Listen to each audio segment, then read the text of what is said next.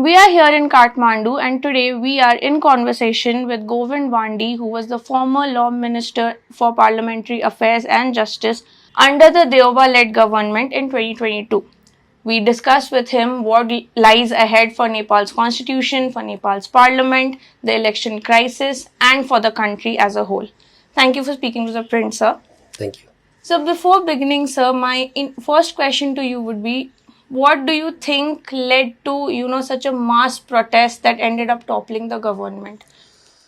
Well, there are many reasons actually, but most of the people developed a narrative that shutting down social media was one of the reason, for the protest. However, that's not fully correct. In fact, Nepal has been struggling with many problems, and one of them was corruption. All the movements in the history, whether it is 50s or 1990 or back in 1996 when the People's War began, the agenda were the same. The Nepal's peace process or the political process, when we were in transition in past, they always tried to address the force, not the agenda. So because of that, the 50s agenda were taken up by the people of Nepal back in 1990, and that was called a Jana Andolan. Right. So we got back democracy. All the political party they were leading the 1990 movement were brought in the mainstream politics, but the agenda they were raising were left. The state didn't really address those agendas. Agendas were education, health, social security, poverty, discrimination, injustices, historical injustices. These were the agenda for 1990s, people's movement. Then after a few years, as the political party, they started sharing the power and the corruption was institutionalized. And Maoist, on the basis of the same agenda, based on the same agenda, Maoist, started so-called People's War. And back in 2006, we had a peace agreement and we brought Maoist in mainstream politics and we left the agenda. Agenda were there. So people were waiting for the new constitution and we had new constitution back in 2015. So new constitution incorporates most of the rights of the people and it has a very good provisions. However, the delivery system was total failed. Delivery system, the leaders of the mainstream political forces, they again started sharing the power and doing corruption and institutionalizing corruption and ignoring the agenda of the people, and they failed to implement the provision of the constitution that were constitutionalized in order to give them a real effect in real life situation, but that didn't happen. Therefore, there was a lot of grievances and people were struggling with this. So, and then finally, what happened, the disparity between the common people and the leaders was huge. Gap was huge. You might have heard the term they were using this time called Nepo baby. All the children in Nepal and the children of the political party has a very huge gap. So they were enjoying all the facilities and all the material facilities and going abroad and living a royal life. And on the other hand, all the kids who live in Nepal, they were not getting education, they were not getting better education, health care, and etc., etc. Therefore, there was a kind of, they were agitated. And finally, the government imposed ban because the social media was one of the vehicle for the youth to express their anger. So, and then suddenly they banned it. And then it was intolerable. So it was intolerable. On the other hand, people were also thinking about lobbying political parties who are in the opposition in the parliament. But this government which recently went out, this government was a formation of this government was a very unusual process in Nepal. Right. Very unusual because there was no hope in the parliament because two major forces joined the government in order to cover their all wrongdoings, all the corruption. So if there was a strong opposition, people might have gone to the opposition party and asked them to raise this agenda in the parliament, but there was no space. So, and there was no space in the parliament. Social media was banned, so they couldn't raise their voices. Finally, what they had to do, all the students in their school dress and the Gen Z group, the Generation Z, they all come to the street and raise their voices. But at the same time, what happened? Instead of listening them, instead of letting them express their anger, the government used lethal force. They opened the fire, and I guess, about 50 people were died same day by the police firing. So that was intolerable for the people of Nepal. That was intolerable for the people of Nepal. Therefore, the other day, the next day of the protest happened in such a way, nothing is left now. All the records have been burnt. All the government buildings were burnt. Car, vehicle, all were burnt. There is no space for minister to sit and work. There's no space for the civil servant to sit there and deliver the service. So it's kind of, we are at the crossroad now. And this is one situation. On the other hand, we have a new government. Right. We have a new government. But we formed this government outside the scope of the present constitution. Right. I was actually going to ask you a question on that, but sure, sir, please. So this government, I can't say this government was formed according to the constitution, because there is no scope, of the person leading the government who is not member of the parliament. So as per the constitution, it has to be a member of the parliament. However, there was no way, nobody would accept any person in this parliament or any political party to lead the government. So president was in a dilemma, what to do. If he complies with the constitutional principle and forms a government from the parliament, then the movement could go to the direction where probably Nepal would not remain as Nepal. On the other hand, if he forms a government outside the scope of the constitution, still at least there will be a country. There will be a constitution. So he had to make a choice between the parliament and the constitution. So finally he decided to keep the constitution and he dissolved the parliament. Right. So we have Sushila Karki, the former Chief Justice, leading the government. There are few members of the cabinet appointed, and still they are working on appointing other members of the cabinet. It is still on. So if you could tell me a little bit about, like you just said that Sushila Karki is not a member of the parliament. A lot of constitutional, there were a lot of constitutional crossroads as well on how to ensure that this transitional government comes into place. What were the exact procedures like when, there was this huge call for the dissolution of the parliament? The parliament has to be dissolved. The Gen Z leaders had a very clear demand. They had a set agenda that the parliament has to be dissolved and the leader has to be chosen, who is decided by us. When the president decided not to, kind of go outside the parley of the constitution, how was it then done? How was the procedure done? What were the changes, or what were the alternate methods in which it was clearly not a government set by the rules of the constitution, but it was also the need of the hour at that point post the protest. So what was the procedure like? Well, when you talk about procedure, then it has to be within the box. Right. When you go out of the box, there is no procedure at all. So procedure is your one wisdom. So our constitution, actually Article 61 of our constitution, empowers the president to take some kind of decision which would protect the constitution. So the Article 61 gives two kind of obligation to the constitution, to the president. One, protect the constitution, and second, comply with the constitution. Right. So he has a compliance obligation and protecting duty.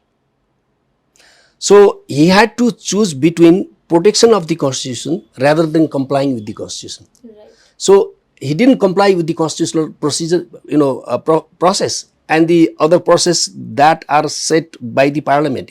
We have a rules, parliamentary rules, which sets out the way the government is formed. And even the article 76 of the constitution has many provision about formation of the government. However, when president went outside the scope of the constitution, so he had to take measures or procedure that were outside Exactly. the scope of the Right. constitution. So it was not him only alone who really appointed Susila Karki. It was such a though it is not legal or constitutional, but the way Susila Karki was chosen, the current prime minister was chosen by the election among the JNGs, Right. among the JNG. So they voted. There were many people in their list, a couple of members of the parliament, other people as well, and then also, those people who have already joined the government or were willing to join the government were in the candidates list among the JNG people. So they used the, social media, and they call it Discord, right? Discord, right. Yeah. So they used it, the app, and they voted, and Susila Karki got the highest vote. So therefore, on the recommendation of the JNG, she was appointed. So if you look at look at the history in Nepal and across the globe, you'll find after any political movement, the compliance with the law is a secondary issue. Rather, choosing an acceptable person is key. So they chose a person who was recommended by the people who were in the movement. So this is the process of appointing the president. Sir, but do you also think that it kind of sets a precedent that in cases of emergencies like this, there are always ways where you can, sidestep the constitution without, of course, protecting it is the key part here. But does this also kind of set a precedent that yes, there are things that we can do beyond the constitution being applicable in certain situations? No. Do you think it poses a risk like that, or is it just because currently the situation demanded that? Well, as I said earlier, the constitution of Nepal and any other law in Nepal does not have that kind of provision. However, we do have past precedents, Right. past examples or practices that allowed the head of the state to appoint a prime minister. So could you give a few examples? In 1990, the panchayat regime was thrown out, Right. and agitating party were asked by the king to recommend a prime minister from them. So it was Nepali Congress and leftist parties. They collectively recommended Krishna Prasad Bhattarai as a prime minister of interim government of Nepal, which later on drafted the 1990s constitution. After that, back in 2006, in 1996, the People's War started, and 2006 we had a similar kind of situation because the parliament was dissolved by the king. There was no parliament. But after the People's Movement, parliament was restored. It was re-established. And then we had to address the Maoists at that time as well. Since in the parliament, Nepali Congress and UML and other couple of parties were in the parliament, but Maoists were not in the parliament because they were banned. They were not elected, but they wanted share in the parliament and share in the government. So we had a very difficult situation. The constitution was still alive. 1990s constitution was still alive, and we didn't have interim constitution at that time. So how did we fix that? We fixed by bringing Maoist in the parliament without any election. So there were 76 members of the Maoist were brought in the parliament, and they were appointed as ministers as well. So that is another example we have done. So if you look at across the Asia, especially in South Asia, there are practices as well. You can see in Bangladesh as well, same practice. You have seen it in Pakistan as well. You have seen it in Sri Lanka as well. So I think, I mean, when you are in a emergency situation, or kind of situation where normal law fails, then military law prevails. So in military law, the rules are less important. Rather, stabilizing country and bringing country back in a rule of law situation is key. Therefore, this kind of thing happen, and it is called in political science revolutionary legitimacy. So this government is not a legal or constitutional, but it is a legitimate government, because we wanted to operate under the civilian government. Right. There has to be a government who could order the military or security forces to normalize the situation. So we didn't want to go to the military rule. In order to avoid the military rule, bringing a civilian government was important for the president. That's why he appointed it. And so, what do you think the roadmap for Nepal's democracy looks like going ahead? With the Well, transitional government now in place, with elections to be held in 6 months, do you think in such a situation holding elections would be a viable option? Also, what do you think will happen going ahead? How will the parliamentary matters, since you are an expert on it, you have been a parliamentary affairs minister. Going ahead, how will parliamentary matters be resolved? How will the government function? What will an interim government in Nepal under the leadership of Sushila Karki look like going ahead? well, see, we don't have option. We have to have election. We have to have election. And do you think they'll happen by March? Well, I'll come on that. So, without election, democracy will not survive. This constitution will not survive.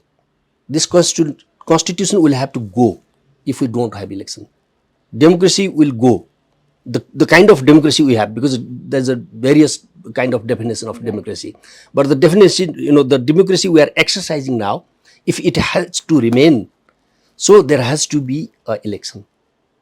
Without an election, it's not possible to have a democratic system in Nepal. So I think the government is committed for election. Political party have said lately, I mean, even yesterday, if you look at the media, and when I was talking to the different members of the political party, especially those people who are in the policy level, so they all are willing to join the take part in the coming election. As far as the date of the election is concerned, that I'm not quite sure. 6 months for an election requires a lot of work, and it's a completely new government. They don't have any experience. They significantly, including the Prime Minister and members of her cabinet, significantly lack the capacity to run the government. That's a major point, because they don't have experience before. Some of them were civil servants. A person is a lawyer practicing law, not the mainstream participant. So I don't know what type of people will be brought in the cabinet in coming few days, but if the Prime Minister has to conduct this election on time, she will have to bring some experienced politician in the cabinet. Number one. Number two, without getting engaged with the political party, it will not be possible to have election on time. It looks like now engagement is not clear. The engagement between political parties and the Prime Minister is not clear, because she is not appointing anybody from the political parties. And she said in BBC interview yesterday that she refused to appoint members of the political party in the government as recommended by the president. That's what she made it clear in the BBC interview, which kind of I was disappointed by that, because without political party we cannot think about democracy. Without political party we cannot think about election. Without political party you cannot think about your rights are being protected. However, you can choose from the political parties good people. You don't have to choose all those corrupt people. So what you could have said that, okay, I'm fine with the political parties. However, recommend us good people who have a proven track record of doing good work, not the people who have a bad track record in their previous tenure. So she could have said that. The third is about the resources for the election. everything has been burnt. It's all ashes. You might have seen in the Kathmandu, Kathmandu is like ash and blood. So where will we didn't have capacity to pay the salary of the civil servant. After 3 months, even it was a normal situation. How are we going to conduct this election if we don't get enough support from the neighboring country? And especially we normally get support from India. Mostly India is the huge donor for Nepal. And when we are talking now, I think the Prime Minister is having telephone conversation with the Prime Minister Modi today. Probably, I pray that conversation goes well, and they kind of Modi ji agrees to help for the election. I think that will happen, but that's not enough. India alone can't do it. We need support from other development partners as well, and I think they will be willing, but the process is very lengthy. I've been in the government, so I know that if you start now, it will take 7-8 months to get that kind of funding approved by the different headquarters of their own government. The report is made here, sent to the headquarter, and then headquarter will consider that they will have to also allocate their budget because they have already done their budget. So in January probably they will make their own budget, the respective countries who will be willing to support Nepal, and then they have also process of passing the budget from their one Senate or one their parliament, and then after that will be given to that particular country and it will come here. So 6 months looks very difficult for me. Unrealistic, would you say? Yeah, they should have said within 1 year instead of 6 months. So, following up on what you said, you mentioned two things. I will come to the question on what role do you think India can play, because you said as a neighbor what India should be doing. But you also mentioned Bangladesh. Now, in Bangladesh, there's an interim government in place. Elections were supposed to happen, within 6 months. They had given the same kind of time frame. And one of the major political parties, it had I won't say a very similar landscape like Nepal, but there was a lot of anger against the ruling party. And eventually, when the interim government came, the ruling party was banned. Now, when elections are held in Nepal, since the youth are disillusioned with the political parties, they are disillusioned with the political leaders, there's a lot of anger against corruption that was quite visible among the leaders. They saw visuals of cash being carried out of the houses. Leaders were attacked. Some were, in a critical situation.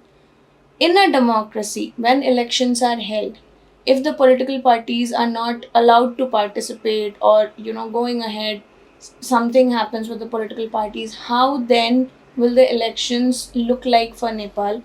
Will all the political parties have an equal space to contest and elect their ruler? And going ahead, will there be any kind of animosity against the party that has not now gone out of power, or will they be allowed to contest elections as any other party should be? Look, these are two different situations, Bangladesh and Nepal. Right. And culturally also we are different. Though, it's a very close neighbor of Nepal, and we have a very good bilateral relation with Bangladesh. But we are quite similar to India in terms of culture and understanding and other many things. Right. I don't think, political party will be banned in Nepal. They will given a lot of space to take part in the election. I'm sure that. It depends on them, the political parties, whether they would like to participate in this election or not. Right. Since the leaders of the political parties, mainly the three major political parties, the Nepali Congress, CPN UML, and the CPN Maoist, so far the leaders don't seem to leave their position. That's a big problem. That is the position of the first generation of the political party's leader. Second generation of the political party's leader, they are not willing to challenge their leadership. That's a big problem for me. They are not willing to. They are scared to challenge KP. They are scared to challenge Sharma. They are scared to challenge Prachanda. So this is a kind of slave mentality within the second generation leader of the political party, might have an impact on the coming election. Because if these leaders lead this party again and they go for the campaigning, the result will be devastating for Nepal. Right. So based on that, any kind of uprising leads to a lot of new political changes. Now that elections are to be held within 6 months, of course, there's a question of whether it will or it won't be. But do you, in your view, also see the coming up of new political parties where the youth that just revolted against so many issues would place their faith in new leaders, and these leaders will, like you said, challenge the old leaders, the traditional leaders who have been ruling in Nepal for a long time? Do you see the coming up of a new political scenario in Nepal with new leaders leading from the forefront, maybe youth leaders? I mean, I have been around, a lot of people have support for Balen Shah. He's the mayor of Kathmandu. Again, he's not an elected MP. Do you think there will be some kind of a shift in the political landscape with new parties contesting against the old parties and the youth, putting their weight behind such leaders? What do you think it looks like? That's possible. That's possible that I was reading in the newspaper today that Baling is planning to form his own party. We have another new party which is National Rashtriya Swatantra Party, which is led by Rabi Lami Chane, who is in the bar, in the jail now. Yes. Even if we have a new political party, but that party does not have access to, the new party may not have enough access to the remote area of Nepal. One of the big thing, the differences, if you look at in other South Asian country and Nepal, is that we still have a big problem of road access in many remote districts and constituencies. So in the cities like Kathmandu, Biratnagar, Nepalganj, Pokhara, yes, new party may win the election and people may support them. But still, we have lot of constituency remote, area where the traditional political forces have a strong hold. But people just want to change the leadership of the political party. People are not demanding for the new political party. Right. The reason behind is that I'll again go back to 1990s. So that movement was led by Nepali Congress. So Nepali people gave opportunity to Nepali Congress. They gave a comfortable majority to Nepali Congress to lead the government, to form the government. And the government was formed under the leadership of Girija Prasad Koirala. And in 3 years, there was a split in Nepali Congress and he dissolved the parliament. Right. Then Manmohan Adhikari was brought as since the UML was the single largest party in the parliament, so he ran government for 9 years. Okay. All the nasty thing Panchayat regime was doing under the leadership of the king, Nepali Congress started doing the same. As I said earlier, agenda, they didn't address the agenda, right? Then people were looking for a new thing, which is UML. Then they gave chance to the UML, right? And UML gave initially Congress was corrupted, then UML got corrupted. And back in 2006, 7, 8, in 2008, people gave chance to the Maoist. They thought probably they will bring huge change in Nepal. So Maoist became a single largest party in the Constituent Assembly. They had a huge, presence in the all traditional political forces were sidelined. But it didn't take 6 months them to be corrupted. They got corrupted. So what I'm saying is, Nepali people have already seen that simply changing the political party or selecting a new leadership is not going to solve the problem. What we need to do is address reform in political parties is must. Parties are not bad. The way they operate, the governance and all this kind of thing has to be reformed. So that is what people are talking and people are advocating for now. So coming back to your question, whether new party would be formed or not, yes, probably there is a possibility Balen would form. And then people will welcome that, and he will have, a significant presence in the parliament. I trust that he will have significant presence in the parliament. But within the framework of the constitution, no party will be able to form a government because we have a proportional representation system, And because of this electoral system, even new party won't have a enough majority to form the government. They will have to collaborate with the other party. That will corrupt the new party again. So people are the same, Okay, please. No, no. So I was asking this, you made a very important point about structural reforms or reforms within parties. Now, Nepal's road from a monarchy to a democracy has been a very rough, turbulent path. A lot of movements, like we just discussed before. And yet, no single government has been able to have the 5 year, Yeah. be there in power for 5 years. There have been a number of coalitions, a lot of leaders have come, they have gone. It's like a merry-go-round. When you talk about structural reforms, so that the hard won democracy that Nepal saw, you saw a democracy, you saw a constitution coming into form. When you talk about reforms within the party, what do you think the reforms should look like? Well, I mean, there are many form of reform. The first thing is about it's a kind of, private company now. Political parties are like a private company. So whoever the majority shareholder is has a voting right or the deciding right. So in UML is like KPOL is private limited company, one man. Sherbahadur Deuba looks like the same, Nepali Congress. And Prachandaji in the Maoist party is just one man company. So first we have to make it a political party where decisions are taken by the people, by the members of the committee. Even when you, for example, if you form a policy, not because, I mean, now, whatever Prasanda thinks, that is the decision. Whatever Sherbahadur thinks is the decision. Whatever, KP Oli thinks is the decision. It has to be, it has to change. It has to change first. First, they have to operate according to democratic principles and values. Do you think they were not operating according to these principles up till now? No, not So at why all. would you say that? We have seen it. We have seen it because it's a highly feudal society. Nepal is a highly feudal society.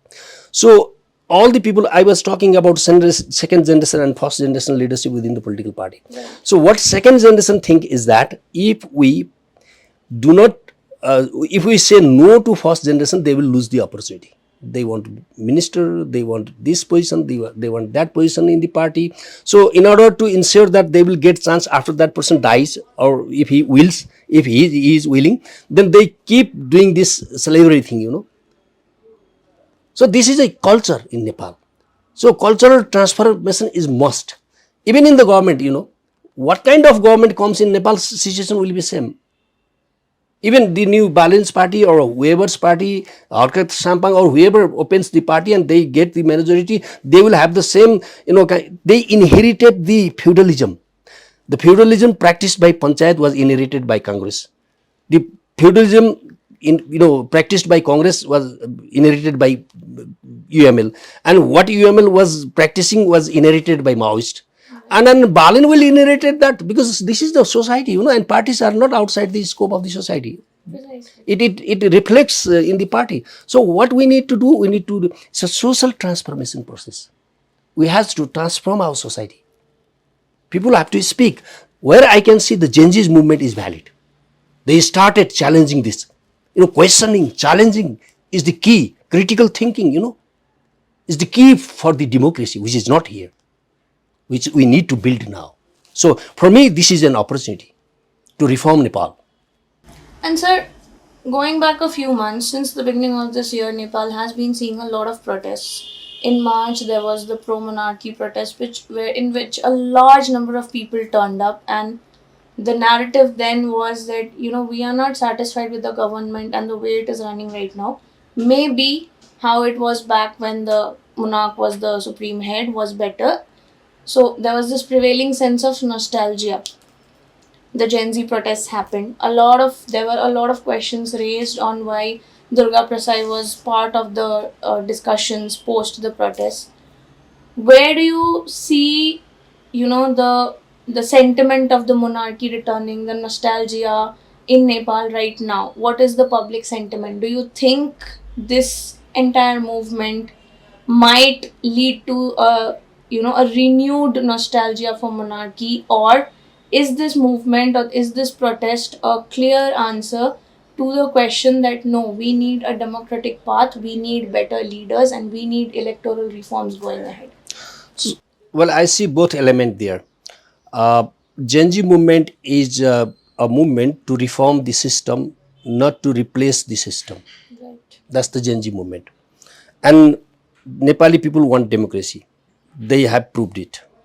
Second, about king, there is still, a political force which is called Rashtriya Prajatantra Party. Right. That is advocating for the constitutional monarch and Hindu state. And there is other many parties that do not like the federalism and the provinces. And Which federal, are these parties, sir? Chitra Bahadur Kesi leads a communist party, and there are other small parties that are against, and then also the Rabi Lami Sane's party is against of the federalism as well. So there are other regional parties as well. So if they are against federalism, what kind of ideology do they want? They just want, they have two agenda. One is that, we don't need federalism because this is not bearable by Nepal. We don't have the strength to have this, these provinces. It's a very expensive, and the economy doesn't have capacity to run this type of mechanism. That's one argument. Second is that, we are producing many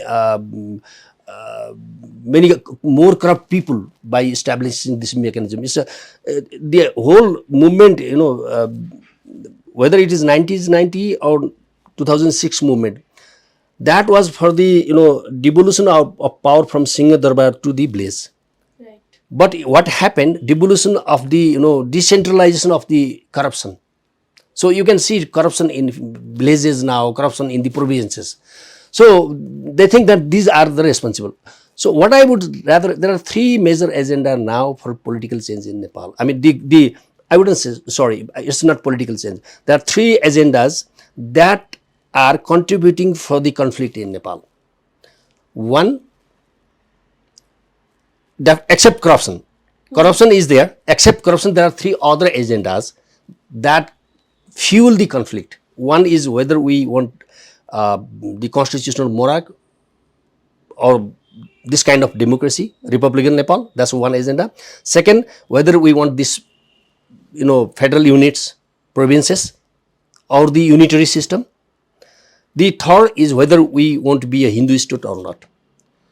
So these were decided by the last Constituent Assembly that Nepal will be federal republic, and we will be secular country, and we will be a democratic country. But that was not decided by the people. So there is another argument is that why don't we go for, a referendum after having this election? The coming government conducts a referendum on the monarchy, on the federalism, and on the Hinduism, so that these agendas are resolved forever. Right. So that they will not raise again. Even if this Gen Z movement, I will tell you one thing. Even if Gen Z's movement is settled and election is held on time and we have a new government, still there will be unrest in Nepal. If we don't really address this, because there is another communist party called, there are many communist parties, in fact, which are not in the parliament. They didn't take part in the election.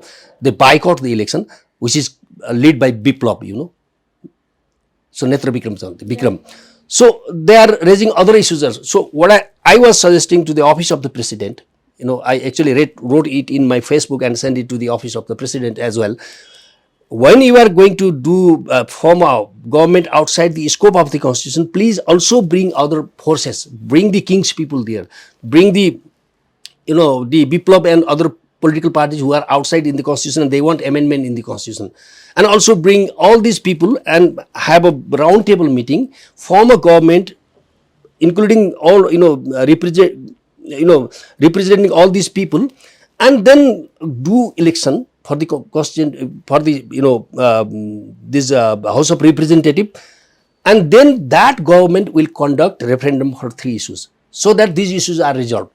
After that, king will have no space if he is rejected by the people. If people think king should be good for Nepal, why do we object? Let's bring king if that's the wish of the people. But we have to test the wish of the people.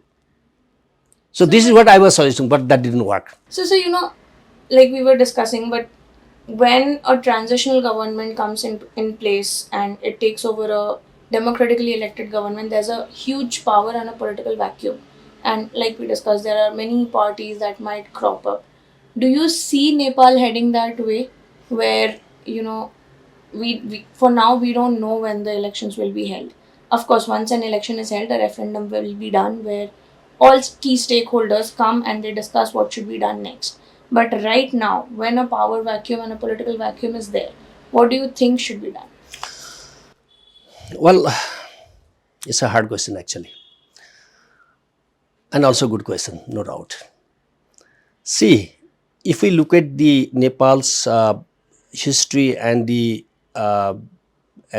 development development since last couple of decades, I don't think this is that easy as other part of the South Asia to take Nepal to a very chaotic situation. First of all, what I believe is that we will have election. If not on time, in an extended time, definitely we will have an election. Having seen the culture, having seen the practices before, I'm assuming this. Second, even if election is not held on time, the Supreme Court will definitely intervene. Right. So it's not that easy to take Nepal to the direction where people are thinking about. We have a very strong Supreme Court, which will definitely then intervene and bring the parliament back, which was dissolved. So for this government, better do election. Instead, if you don't do election on time, Supreme Court come into play. Supreme Court, because that's already read petition, So Supreme Court will definitely play our well. So I don't think, we'll go to that direction. However, the danger is there always, because it's not only us. If it were only us, Nepali people, then probably what I'm saying is right. If there are other power centers are working on it to bring Nepal to a situation, because it's a very strategic place for many, power centers. Absolutely. Strategic place. Therefore, I think, this will be considered by the government, this will be considered by the Supreme Court, this will be considered by the political parties as well, so that they don't do anything that will jeopardize the interest of the country. Absolutely. And sir, one last question before I let you go. You discussed about India.